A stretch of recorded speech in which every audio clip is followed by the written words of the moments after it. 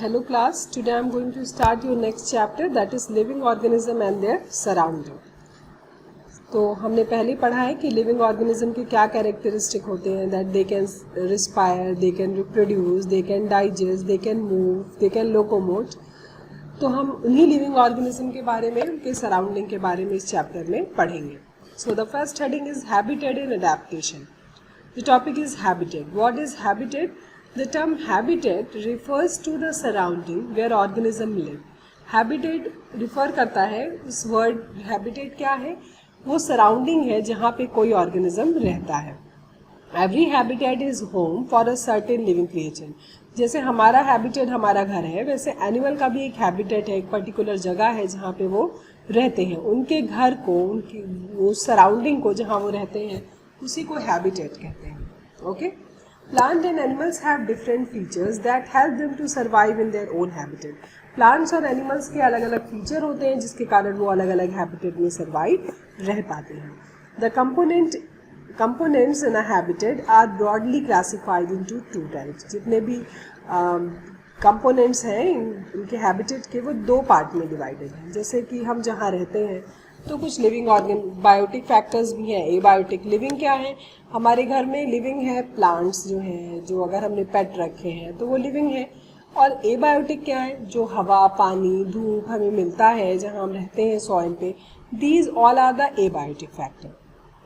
ऐसे ही प्लांट्स और एनिमल जहाँ रहते हैं वहाँ कुछ बायोटिक फैक्टर प्रेजेंट है और कुछ abiotic. Biotic means living and abiotic means non living, जिनके बिना हम सर्वाइव नहीं कर सकते. तो हम इसी बायोटिक एबायोटिक टॉपिक के बारे में पढ़ते हैं. Biotic components include all the living organism in the habitat. Biotic component means जितने भी लिविंग चीज़ें हैं हमारे आसपास, ऑर्गेनिजम्स हैं, जैसे कि प्लांट्स हैं, एनिमल्स हैं, माइक्रो ऑर्गेनिजम्स हैं, ये क्या हैं? लिविंग है. तो ये सब बायोटिक कंपोनेंट में आते हैं. एंड एबायोटिक क्या है? Abiotic components include all the non living things in a habitat. जितने भी नॉन लिविंग थिंग है, हवा है, पानी है, सूरज है, धूप है, चट्टाने हैं, गर्मी है, ये सब क्या है? ये सब नॉन लिविंग फैक्टर्स है. एबायोटिक है, बट क्या हम इनके बिना सर्वाइव कर सकते हैं कि धूप ना हो, हवा ना हो, पानी ना हो, तो मिट्टी ना हो, तो we are not able to survive without them. So these are the components. यही सब मिल करके सराउंडिंग बनाते हैं. All living things depend on the abiotic components for all their needs. The abiotic components are very useful for the survival of the biotic components in a habitat. यही हम बता रहे थे कि जो abiotic components हैं, these are very important. Means except these biotic factors, abiotic factors, we are not able to survive. अगर soil नहीं होगा जो कि abiotic factor है, तो हम कहाँ रहेंगे? प्लांट्स कहाँ ग्रो करेंगे? पानी नहीं डाला जाएगा तो प्लांट्स कैसे ग्रो करेंगे? हमारी कोई एक्टिविटी पानी के बिना नहीं होगी. एयर नहीं है तो ऑक्सीजन नहीं होगा, तो हम सांस नहीं ले पाएंगे. तो ये सारे एबायोटिक फैक्टर हमारे लिए उतने ही इम्पॉर्टेंट है जितने कि बायोटिक है. For example, sprouting is the first step where a new plant grows. Sprouts means आपने देखा अंकुरित चने या मूंग पानी में भिगा देते हैं तो उनमें अंकुर निकलने लगता है, जिसे स्प्राउट्स कहते हैं. फिर यही अगर बीज आप डाल दे सॉइल में तो धीरे धीरे वो ग्रो करते हैं और वो पेड़ में कन्वर्ट होते हैं. तो ये क्या? ये पहला स्टेप है ग्रो करने का. ठीक है, न्यू प्लांट्स बनने का ये पहला स्टेप है. From a seed the sprouting such as air, water, light and heat. और स्प्राउटिंग में भी air, water, heat and light की ज़रूरत होती है. अब next topic is adaptation. Plants and animal develop certain feature और certain habits that help them survive in their surrounding. As this is known as adaptation. Plant और animal जहाँ रहते हैं वहाँ अपने एटमॉस्फेयर में फिट होने के लिए, अपने बॉडी में, अपने सराउंडिंग के साथ फिट होने के लिए अपने हैबिट्स में कुछ चेंज करते हैं, and that is known as adaptation. Different living creatures adapt to their habitats in the different ways. For example, fish have gills. जैसे फिशेज पानी में रहती हैं तो उनको सांस लेने के लिए उनके पास गिल्स पाए जाते हैं. They live in the water, use and the oxygen dissolve it. और जो ऑक्सीजन डिजॉल्व करना होता है, ऑक्सीजन पानी में डिजॉल्व होता है, उसमें से उन्हें ऑक्सीजन लेना होता है, तो इसलिए उनकी बॉडी में गिल्स पाए जाते हैं. Plants that live in water have special tissue that help them to take in dissolved gas for water. अब जो प्लांट्स पानी में रहते हैं उनके पास कुछ स्पेशल टिश्यू होते हैं जो पानी में से ऑक्सीजन को सेपरेट करते हैं. एग्जाम्पल देख लीजिए. For example the Alva. Alva एक प्लांट है जो पानी में रहता है, रिबन जैसा होता है, पतला सा रिबन जैसा होता है. It takes thousand of years for a living to adapt to its habitat. बहुत सालों तक रहता है. क्यों? रिबन जैसा होता है, ना पानी का प्रेशर पड़ता है ना एयर का प्रेशर पड़ता है, और वो आसानी से सर्वाइव कर लेते हैं.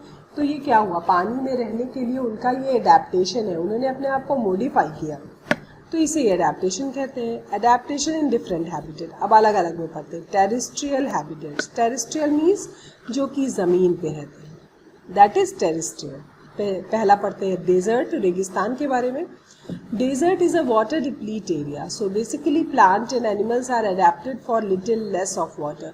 डेजर्ट एनिमल, जो रेगिस्तान में रहने वाले प्लांट्स हैं या एनिमल्स हैं, वहाँ पानी बहुत कम है, तो इसलिए उनकी बॉडी में कुछ ऐसे चेंजेस पाए जाते हैं कि वो कम पानी में भी आराम से रह सकते हैं. क्या है वो changes? Desert animals include camel, rat and snake. To stay away from the intense heat during the day, the rats and the snake stay in burrow deep in the sand. Because on the daytime, the deserts are too hot. क्योंकि desert में बहुत गर्मी पड़ती है दिन के समय में, तो जैसे कैमल है, चूहे हैं, सांप हैं, वो क्या करते हैं दिन के समय में अपने बरोज मीन्स बिल बना के अंदर गहराई में छुपे रहते हैं, और रात में जब रेत ठंडा हो जाता है तब वो बाहर निकलते हैं. They come out only during the night when it is cooler. Camels' nostrils have long hairs to prevent the entry of sand and dust. They have no sweat glands on their body. You know that camels are known as the sheep of the desert. Camel कैसे रह लेते हैं desert में? उनके एक तो पैर फीटेड होते हैं, पैडेड होते हैं, और उनके जो नॉस्ट्रल्स हैं, नाक है, उनमें बहुत बड़े बड़े हेयर्स होते हैं, जिससे कि जब वो बालू में चलते हैं तो वो बालू उनके नाक में नहीं घुसता और उन्हें सैंड से, धूल से, डस्ट से बचाता है. उनकी बॉडी में स्वेट ग्लैंड नहीं होते, जिससे कि जो पानी है वो पसीने के रूप में वेस्ट ना हो. वो बहुत ज़्यादा पानी एक टाइम में कलेक्ट कर लेते हैं, जिससे कि कम पानी को भी थोड़ा थोड़ा यूज़ करके बहुत दिन तक सर्वाइव रह पाते हैं. तो ये सारे क्या है? अडेप्टेशन है डेजर्ट में, रेगिस्तान में रहने वाले जानवरों में. अगर ये उनमें नहीं होता तो वो इतने कम पानी में सर्वाइव नहीं कर पाते. Next see, the desert plant lose very little water through transpiration. Transpiration आपको पता है किसे कहते हैं? कि when the sun scorches on the leaves of the plant, the water content of the plant converts into the water vapor. कि जब धूप की कड़ी रोशनी पड़ती है किस पे? पड़ती है पौधों पे, तो पौधों में जो पानी होता है वो क्या होता है? वाटर वेपर के रूप में कन्वर्ट होकर एटमॉस्फेयर में चला जाता है, और इसे क्या कहते हैं? Transpiration. Desert plant either have no leaves or they have small or spine-shaped leaves to reduce transpiration. रेगिस्तान में रहने वाले पौधों में या तो पत्तियां नहीं होती हैं, या तो जो पत्तियां होती हैं उनमें कांटे पाए जाते हैं. ठीक है, जिससे कांटे पाए जाते हैं तो उनमें ट्रांसपिरेशन नहीं होता और पानी का लॉस भी कम होता है. Next is photosynthesis is usually carried by stem. Photosynthesis means food बनने का जो प्रोसेस होता है वो किससे होता है? इनके स्टेम में, तने में होता है. The stem is covered with a thick waxy layer which help it to retain water. और स्टेम में क्या होता है? एक थिक वैक्स की पतली मोटी लेयर होती है, जिससे जो पानी है वो क्या होता है? वो पानी बर्बाद ना हो, ट्रांसपायर ना हो. They have deep root for absorbing water. जड़ें बहुत गहरी होती हैं, बहुत दूर दूर तक स्प्रेड होती हैं, जिससे कि जो कहीं भी पानी हो रेगिस्तान में तो वो उसको सक करके ले आए और यूज़ कर सके. और इसीलिए ये सारे अडेप्टेशन के कारण ही ये जो प्लांट्स हैं और एनिमल्स हैं वो डेजर्ट में, रेगिस्तान में बहुत कम पानी में भी सर्वाइव कर पाते हैं. Next is mountain regions. Mountain आपको पता है पहाड़ पे कैसे लोग रहते हैं, कैसे प्लांट ग्रो करते हैं. They are normally very cold and windy. बहुत ठंडे होते हैं, बहुत ठंडी हवा चलती है. इन सम प्लेसेस स्नोफॉल में टेक प्लेस ड्यूरिंग विंटर. और कुछ जगहों पे तो सर्दियों में बर्फ भी गिरती है. The leaves of some trees are needle like so that snow and the rain water can slide off easily. तो माउंटेन में, पहाड़ी जगहों पे रहने वाले कुछ प्लांट्स जो हैं उनकी जो पत्तियाँ होती हैं वो नीडल जैसी होती है, सुई जैसी होती हैं, जिससे कि उन पे जो पानी है और बर्फ़ है वो टिकता नहीं है, गिर जाता है. और पानी टिकता नहीं है तो वो सड़ते नहीं हैं. एनिमल्स हैव थिक स्किन और fur to protect them from cold. और जो जानवर वहाँ रहते हैं जैसे पोलर बियर्स हैं, पेंगुइन्स हैं, ये वाइट कलर के होते हैं, बर्फ़ में छुप जाते हैं. बॉडी पे मोटी लेयर फर की होती है जो उनकी बॉडी को ठंड से बचाती है. जैसे हम स्वेटर्स पहनते हैं तो हमें स्वेटर ठंड से बचाते हैं. Yak have long hair to keep them warm. आपने याक देखा है कि बहुत बड़े बड़े हेयर होते हैं। वो हेयर क्या काम करते हैं? वो हेयर काम करते हैं ऊन का और उन्हें ठंड से बचाते हैं। Next is grassland. अब जो घास के मैदान में रहते हैं उनमें क्या अडेप्टेशन पाए जाते हैं? लायंस घास के मैदान में रहते हैं। Its light brown colour help it to hide in dry grassland when it hunts from prey. और ये मिट्टी के रंग के होते हैं, तो ग्रासलैंड में मैदान में क्या होते हैं? मैदान में छुप जाते हैं मिट्टी के रंग में, और इनके जो शिकारी होते हैं वो उनको पहचान नहीं पाते हैं। डियर भी रहता है। डियर की क्या अडेप्टेशन है? अ डियर हैज स्ट्रॉन्ग टीथ। बहुत स्ट्रॉन्ग टीथ होता है च्यू करने के लिए प्लांट और स्टेम को। It has long ears to hear the movement of the predators. जैसे एलिफेंट रहते हैं तो उनके कान बहुत लंबे होते हैं, वो उनको शिकारी उनका या डियर को उनके शिकारी उनको शिकार करे इससे पहले कि वो पहचान के हट जाते हैं। The eyes on the side of its head allow it to look. अब डियर की जो आंखें होती हैं वो जस्ट सामने होती हैं, जिससे वो अपने शिकारी को जल्द से पहचान के अंदाज़ा लगा लेते हैं कि कोई खतरा और वहाँ से भाग जाते हैं। The speed of the deer helps them to run away from the predators. आपको पता ही है कि डियर की स्पीड बहुत तेज़ होती है और वो अपने शिकारियों से बहुत तेज़ भाग के अपनी रक्षा करते हैं। Next is aquatic habitat. Aquatic means कि जो कि कहाँ पाए जाते हैं? पानी में। ठीक है, तो पहले से पढ़ते हैं समुद्र में पाए जाने वाले। The sea animals like squid and octopus stay near the seabed and catch any prey that move toward them. जो सी एनिमल्स हैं, जो समुद्र में रहने वाले हैं, महासागर में रहने वाले, समुद्र में रहने वाले, वो क्या है? स्क्विड और ऑक्टोपस कहाँ रहते हैं? नीचे तली में। और जैसे ही कोई जानवर उनके पास आता है वो उसे कैच कर लेते हैं। When they move in water, they make their body shape streamline। और लेकिन जब मूव करते हैं तो अपनी बॉडी स्ट्रीमलाइन फिश जैसी बना लेते हैं। फिश की बॉडी पता है ना, इसे स्ट्रीमलाइन कहते हैं। Generally aquatic animal have gills to help them use the oxygen dissolve in water. और जितने भी एक्वाटिक एनिमल्स हैं उनके पास गिल्स पाए जाते हैं, जिससे कि वो ऑक्सीजन जो पानी में डिजॉल्व है उसमें से डिजॉल्व पानी में से ऑक्सीजन को सेपरेट करके आसानी से पानी में सर्वाइव करते हैं। Dolphins and whales do not have gills. तो आप सोचेंगे कि तो डॉल्फिन्स और वेल्स कैसे रहते हैं पानी में? They breathe in air through nostrils और ब्लो होल्स। वो अपने नाक से या उनके पास ब्लो होल पाया जाता है। इसी कारण आपने देखा होगा टीवी में कि डॉल्फिन और वेल थोड़ी थोड़ी देर पे बाहर आते हैं। ठीक है, क्यों? बाहर एयर लेने आते हैं। This allows them to breathe in air when they swim near the surface of the water. They can stay inside the water for long time without breathing. और बहुत लंबे समय तक बिना ब्रीथिंग के भी वो पानी में आराम से रह लेते हैं, फिर थोड़ी थोड़ी देर पे बाहर आते हैं और एयर से ऑक्सीजन ब्लो होल्स की मदद से लेके पानी में वापस चले जाते हैं।